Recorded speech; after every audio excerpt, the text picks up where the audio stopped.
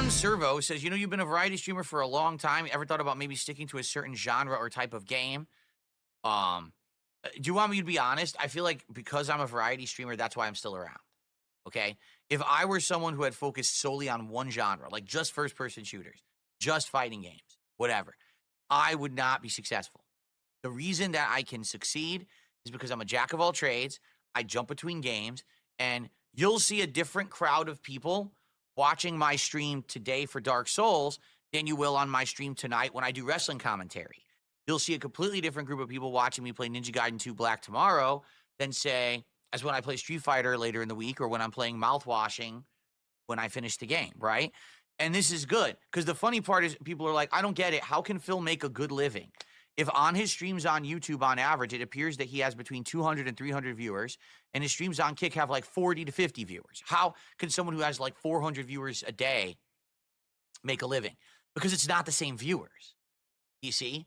I've got people who are rotating constantly. There's also a whole group of people who only watch me on demand, okay? And those people then support in other ways from time to time. So in reality, I have a large audience. It's just that they're split between the content that I make. I just hate that reasoning, and he's been using this line of thinking for a while now, and every time I can't help but to think that it makes no sense at all. Because we can see the chat, he reads the names of the supporters when he gets money, so where is this infinite cycle of people? Where are these unfamiliar names from these additional viewers? Because day in and day out, like clockwork, I'm only seeing the same names. Are we supposed to buy that none of these additional people ever really communicated in the chat or via the comments? That would be really odd given the explicit effort that DSP puts into ensuring that the stream atmosphere is fun and positive and chill and interactive. My biggest problem with it really is that there's just no way to verify that what he's saying is true, and therefore no way that he could have came to this conclusion based off of anything concrete. I mean, who's to say that all of these other content creators that DSP is constantly putting down aren't in the exact same boat with some sort of infinite pool of people that are constantly cycling in and out? As a matter of fact, I think that that's actually the truth. I think that that is the phenomenon that most popular streamers experience. It can't be the same people all day, every day, can it? I mean, I guess if you're DSP. But it's for that reason that I have been, and still am, convinced that this idea of cycling viewers was either always a cope or an elaborate troll op that he was convinced of a while back. And I really just don't know which one is sadder. So that's much better than saying I have a core audience that only tunes in when I play one type of game. Because here's the danger of that, all right? Allow me to explain. If you only do one thing and you're known for only one thing, then if you ever feel like you're getting stale or you're getting stagnant or you're getting burnt out and you're getting tired of doing that thing and you want to change that thing and experiment with other stuff, 9 times out of 10, you fail and you get stuck doing the one thing you're known for. I'm going to give you a couple of really big examples here. Angry Video Game Nerd, The Nostalgia Critic, and Angry Joe. 3 really good examples, and they're all content creators that I think if you ask anyone under the age of 20 who they are, they probably couldn't tell you. I'm not at all surprised to hear that these are his 3 examples though. They are actually half decent points for his argument, I guess. I just think that it really showcases how dated DSP's YouTube knowledge is and really explains his failure to adapt to a more modern style while maintaining authenticity in his own streams. These 3 are frequently mentioned by him, not only because he has had personal interactions with them, but also because it's really all he knows about when it comes to popularity on YouTube. Sure, he knows a few more names, your PewDiePies, your Markipliers, but only in passing, just enough to know that he hates them. He's really only informed on the goings-on of these ancient senior citizen style content creators like Doug Walker and AVGN. Every one of those creators, all right, got known for doing a certain kind of content. The Angry Video Game Nerd for doing the AVGN character videos and reviews. The Nostalgia Critic for doing the Nostalgia Critic style review. The Angry Joe for doing his big, crazy, highly produced, edited game reviews with skits and all of this stuff. They're very successful when they focus in on the stuff they're successful for. But if they try to veer out of those lanes, they fail every time. No exaggeration. Angry Video Game Nerd expressed over a decade ago his desire to quit, but the only thing he makes that people will watch is the Angry Video Game Nerd videos. And even if he tries to do something bigger as AVGN, like a movie, even that flopped. Okay? Nostalgia Critic literally quit Nostalgia Critic, ended the series, and everything he tried to do for the next year failed miserably to the point where he had to begrudgingly restart the Nostalgia Critic videos or else he was going to go out of business. Angry Joe outright told his viewers, I don't want to do these reviews much anymore because they take too long, they're too much work, they're too expensive, and if YouTube demonetizes them for some reason, I make nothing on all my work. I'd much rather be a streamer and this or that. And his audience said, well, that's great, but we really want your reviews, so too bad, keep making them. And so he has to keep doing them, you know? So that's the thing. I get it, but I realize that the reason that I get to continue to do what I love and to be successful, all right, is very simple. Because I never pigeonholed myself into one style of content and got stuck making it. That's one way to put it. I'd say it's more like he never became beloved for a certain style of content that he was the best at or excelled at in any particular way, so therefore no one ever expected anything from him, because he never really offered anything of exceptional quality to begin with. I mean, imagine seeing these people who have created shows and characters so successful that people adore them and can't let them go as a negative. I see his point in that these people no longer wanted to make that content, but had to due to failures elsewhere. But that was a choice they made. They followed the money instead of their own interests when it came to the content. They made more than enough money to retire those bits and characters ages ago, but they couldn't let go, and that's on them. That's not the boat that DSP's in or ever really could have been in. He's been essentially bankrolled for years despite never actually making content that people regard as good. So sure, AVGN, Angry Joe, and Doug Walker might be suffering from success, but Phil over here is geeked off his failures. This just isn't the win that he thinks it is, at least not if you know anything about how the guy has been living these past 10 years or so. Instead, I can do variety all the time. And I'm successful at things that I try that are different. For example, this wrestling commentary show, I've slid right back into it and it's doing good. We're getting good views, good support. It's actually doing well. For the record, this script was written on February 5th, just one day after the least supported Smart Guys episode to date. Now, to be fair, the show is early on, it's only 5 episodes in, but I'm just pointing it out since he was using it as some sort of barometer for success. I would also like to mention that his short-form React show was killed due to low attendance and support, and his long-form React content was also left to rot due to poor attendance and audience engagement. I'd also like to point out that DSPN, the gaming news aspect to the pre-stream, is fewer and further between now as well, and the suggestion box is completely gone by the wayside. So much variety left forgotten and abandoned. I wonder what happened. I guess gaming and talking is really all that's required in order for DSP to consider himself a variety content creator. Oh, and the eating. How could we forget the eating? I could play big variety of games and they all work, right? I could do a podcast every day that people enjoy chilling with me. A lot of people actually have said now, I enjoy watching you on the podcast and hanging out with you more than I actually like your gameplay these days. And I don't care about that. Do you think I'm upset about that? No, I'm happy to hear that. I'm glad that people now like me for other things rather than just sitting here and yelling at a game all day.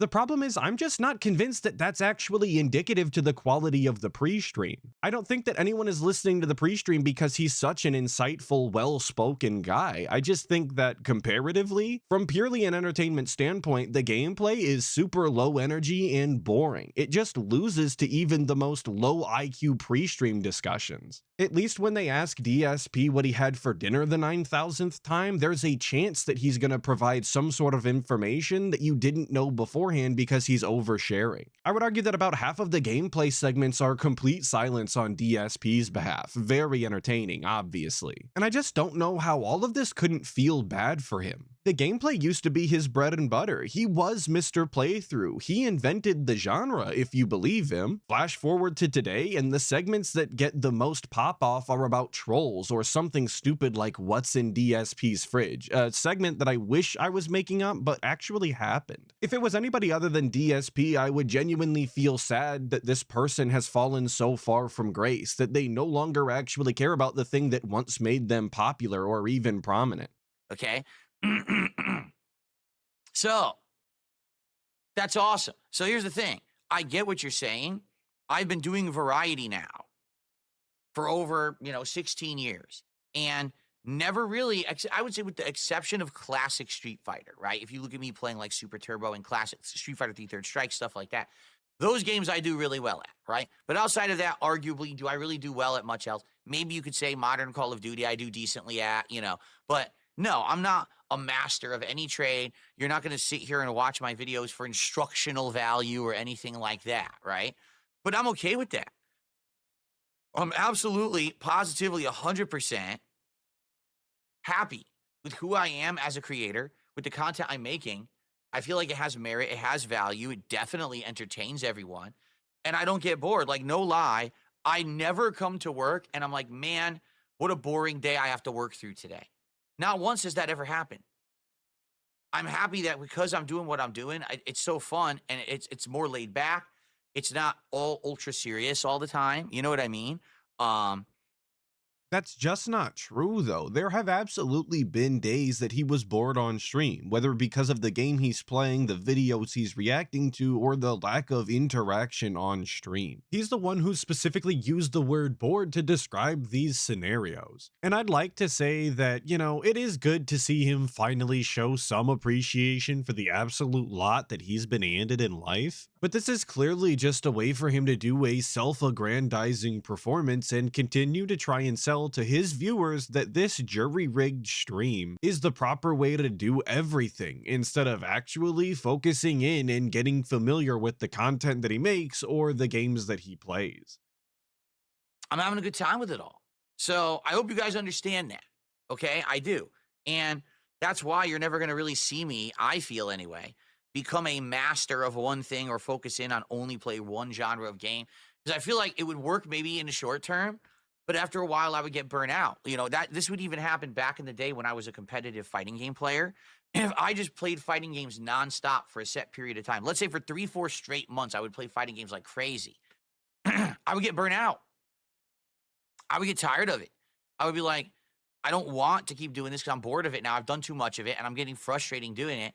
So I would actually give myself big chunks of break. So I would play fighting games 4 or 5 months in a row, crazy. I would travel, I would play at tournaments, and then cold turkey, I would quit for like a month, 2 months. And my friends would even be like, you're not going to this tournament? You're not doing this? I was like, no. I'm literally cutting it right now on purpose because I need this break. I need to have variety in my life. I need to focus on other things. Then when I get back to it, it'll feel refreshing again. And that's really what I feel I've been successful at here, is I don't overly spend too much time doing anything particular. And because of that, people like to come back and watch various content that they enjoy. Some people are here for the podcast every day. Some are here for fighting games. Some are here for shooters. Some are here for RPGs. Some are here for action. Some are just here for funny stuff like the commentary I'm doing right now on Smart Guys with Ashton. And that's good. That's why I've had 16 years of longevity, because people aren't just here for the same shtick every day. It's different every day. I think he just explained to us why he's never been exceptional at anything and why everything that he does is so terrible. And it's because he just lacks the attention span or the discipline to be any better, which is oddly how he was described in the past by members of the FGC, funnily enough. I guess he's just completely fine with being okay or even terrible at, well, everything, if it means that he isn't bored doing something or frustrated. Notice that he slipped that in there really quick, because I did. And I know that everybody needs breaks, but much like his content career, he already wasn't putting in the time like the other guys were. You really think that DSP was hitting the sticks as often as Justin Wong if he wasn't taking these breaks? The main point here is that all of this variety has led to to constant, half-baked, and poorly thought out ideas because he just lacks the ability to become better as a content creator. He isn't willing to put in the time to understand where his shortcomings are, and trust me, they go far deeper than the webcam quality. And that's a good thing, right? So there you go. And by the way, I planned it this way. Allow me to explain. Back in the day when I was starting to become a popular YouTuber, I had opportunity to choose to focus on Street Fighter because I was blowing up on YouTube for Street Fighter. My Street Fighter videos were getting more views than all of the videos from the pros. I'm talking all the top players would try to upload videos and no one would care. They cared about my videos because they were entertaining. Get it? So I was blowing up for Street Fighter. And I actually had people in the FGC who I was friendly with saying, dude, you're like the top Street Fighter guy. Are you going to keep doing it? Are you going to do it full time? Because there's potential. You could go to every tournament. You could become the Street Fighter guy on YouTube now. And you want to know what I told them? No, no, I'm not going to do that. And they were all confused. They were like, but there's money in it. I don't get it. Why would you not? I said, because that's short-term success. And what's going to happen is it's going to burn out and fizzle out. Street Fighter right now is hot. But the thing is, Street Fighter and fighting games in general have popularity waves. Sometimes Street Fighter is really popular when there's a hot new game out, and then after a year or two, it tanks, and then people don't really care about it anymore. If I'm a creator that hyper focuses on Street Fighter only, or fighting games in general, what's going to happen is eventually things are going to get slower, and then I'm going to suffer for it. And it wouldn't be my fault. It would be the industry that would cause a big slump for me. And I don't want to be a victim of the industry, or, you know what I mean? And the big problem with that, you got to remember, there was an 8+ year span where Capcom didn't make fighting games. They stopped making them cold turkey and didn't start until Street Fighter 4 again, way future, like 2008, 2009. So imagine having an 8-year slump where now you're not getting any views and making no money just because these game companies decide to not make fighting games. That would be pretty dumb, don't you think? So his reasoning for not specializing in the content that people were actually enjoying at the time, which was his Street Fighter gameplay, was because he didn't want to be a victim of industry downtrends. So instead, he pivoted into content that less people were enjoying so that he could then later still be subject to industry downtrends in the form of the games industry. Sound good? Sounds good. I am curious though as to how Justin Wong managed to make it work for him after all of these years. As a matter of fact, there were actually plenty of people in the community who specialized in fighting games and went on to make a name for themselves. Why couldn't DSP? Why was he the one who had to go elsewhere to make his name? It's almost like maybe those people made more of themselves in the space because they put in the time and effort and were rewarded not only by their peers but also monetarily by the community. And I do find it absolutely crazy that he was concerned about the downtrend in the fighting game genre and not that his gimmick would grow tired. It doesn't take a genius to understand that the type of content that he was doing in regards to Street Fighter wasn't going to be interesting to people forever. How many times can you see someone yell at a fighting game before it loses its luster?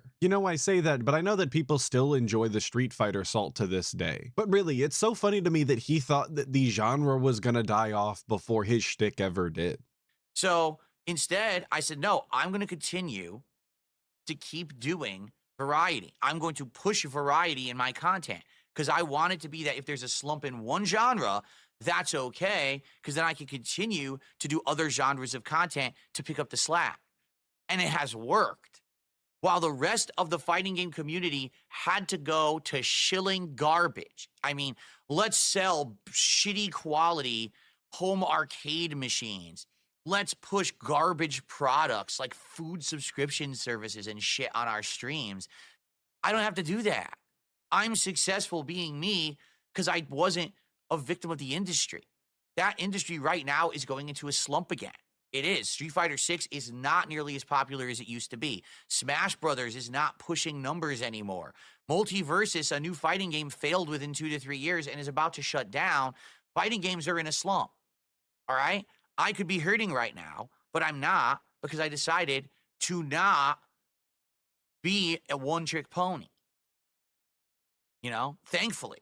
Of course, DSP couldn't just explain his reasoning without crapping all over other people, because it's not enough to just explain yourself logically and move on. No sir, it's a requirement that DSP prop himself up as better than others for what many would argue is a far scummier business practice. DSP transitions his content from one thing to another in the name of variety and staying afloat, begging the whole time. Meanwhile, all of these other content creators continue to provide the same content that people have always loved them for, while not putting any of that burden on their audience. But of course, they're all stupid, and DSP is the king of success, obviously. And again, he's bringing up these lulls in the fighting game industry, but was he not just complaining about a very similar situation in regards to the games industry as a whole not that long ago? And the whole thing is made incredibly ironic by the fact that during the supposed games industry drought, so many good fighting games did come out and were incredibly popular with the fighting game community. So all that work that he did to try and not pigeonhole himself into playing a character or doing one style of content, it seems that he found himself subject to these same exact lulls and in the exact situation he was trying to avoid.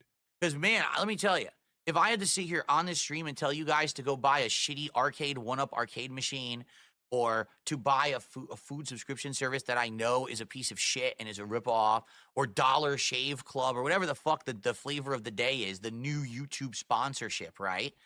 I would hate myself. I would legitimately hate getting up in the morning and having to turn on this stream because it means it's shilling time. You know, now here's the thing. Did I shill this morning? Of course I did. But I shilled for me and my content. Support my content. Let's hit the goals. Let's do a reward marathon. I didn't say, hey, everyone, buy garbage products and support exploitative corporations so that they'll send me a few bucks so I can make a living. I said, support my content because you like it. I feel a lot better about that. I really do. So while all these communities are basically having to use this formula to succeed, I need a sponsorship, I need a partnership, I need to shill. I don't have to do that because I'm a variety creator. And I'm happy that I've taken the road that I have. Certainly, I'm not as affluent as a lot of these other people who do this full time. And I know that because of the choices that I've made. I've stayed independent and I've made that active decision to do so. But I'm happy with who I am. But he shouldn't be, not only because he's a disgusting genetic anomaly who has lied and scammed his way through living the last 16 years, but also because in this very moment he is being so short-sighted and black and white on the issue that it's actually embarrassing. This is the guy who will tell you that not everything is black and white and that life operates in shades of gray, and he can't view any aspect of sponsorships as a positive. He doesn't understand the change in atmosphere that his audience would be receiving if they weren't being hounded on a minute-to-minute basis for money. And if he can't understand any of that, he definitely can't even fathom the idea that all of these people will not be obligated to buy these products, and that all of these people are actually capable of making their own purchasing decisions. If you listen to the way that DSP talks about these sponsorships, if you are being paid by a company at all, instead of taking money from the people, you are a lesser. You're a worse content creator in essentially every single facet. And let's be clear about the whole thing. It's not because there's something wrong with shilling. He just confirmed that shilling is fine. It's simply because it came from a company, I guess. Okay? So, thank you to those who allow me to be true to who I am, to do the content I want to do, to not make me go into the same bullshit formula as these creators. I got to do the grind. This is what I don't get. People who say the grind. The grind? Dude, every day I get up, I turn on my setup, I chill with you guys, we have a good time, and I make money doing it. That's not a grind. That's a fun lifestyle. I don't feel the grind of the creator because I'm smarter than that. I always was. But these people who are out, oh, the grind, and I got to do this, and I got to shill this. No, you don't. You just have to be creative and make better content. Then people would support you for you instead of having to buy garbage products because you tell them to.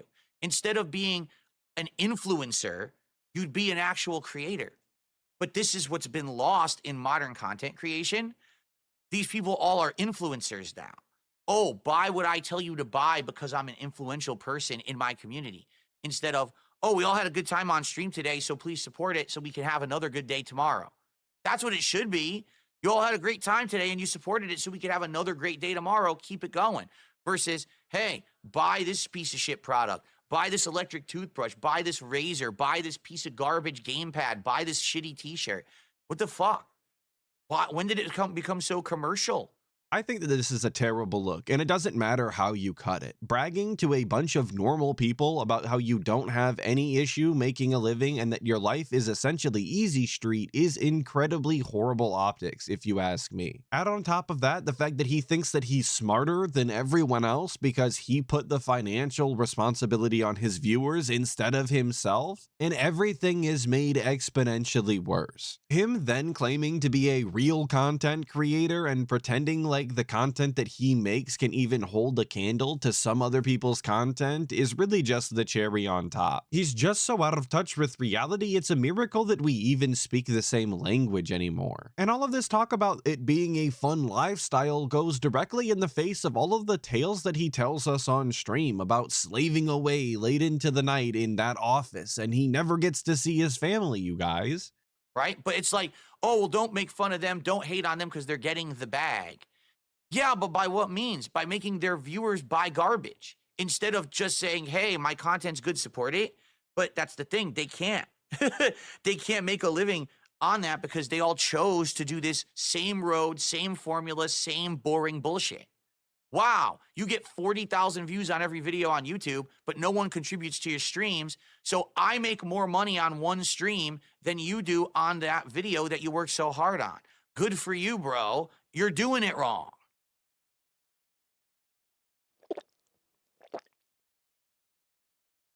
He's just so unlikable in moments like this. He just doesn't wear smug or arrogant well at all. It makes him totally detestable. And again, it's this thinking that these other people who are going out of their way to secure funds for their streams, they are actually the ones who are wrong. It's a good thing that DSP's 100+ K a year income is entirely funded by people who have said themselves that they are already struggling economically. The way that DSP does it is clearly the bold and noble way to make a paycheck. And where exactly does this guy get off telling other people how to make money? Isn't he the one who filed for bankruptcy? Isn't he the one who had to do pathetic marathons just to continue to live in his little hermit cave? I'd sooner take financial advice from an actual crackhead than DSP. Anyway, let's get back on track. But yeah, that's why I don't just do one kind of content. Because I don't want to fall into the same formula that all of the other ones have. All those people had to become shills in order to make a living, and I don't have to do that. Thankfully, because I would really feel like shit if every day. By the way, are you using my referral code when you buy this food box of bullshit that everyone knows is overpriced and no one really needs? It's fucking stupid. So now that all that's been said, you like the fact that I'm an independent. You like the fact that I make variety content. You like that I don't sell out, right? So let's get some support on the stream. Let's hit the goal right now. Let's get the momentum rolling. Let's do the marathon this week. Let's keep it moving. That's what makes me different from everyone. I hope you appreciate it. I know you do, because you allow me to have a great living. So now let's get that rolling and keep it moving. All right? Awesome.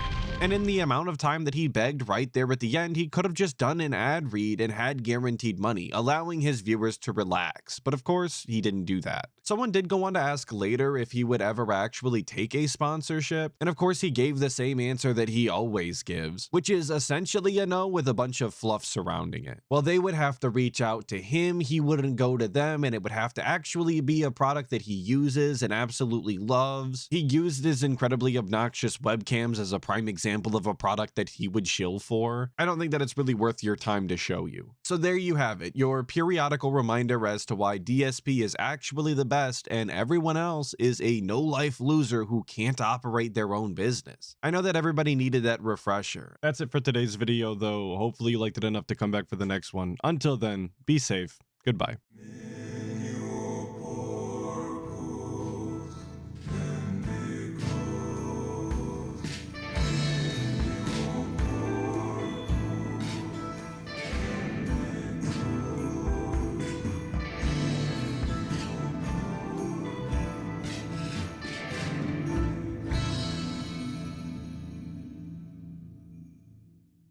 I'm smarter than that. I always was.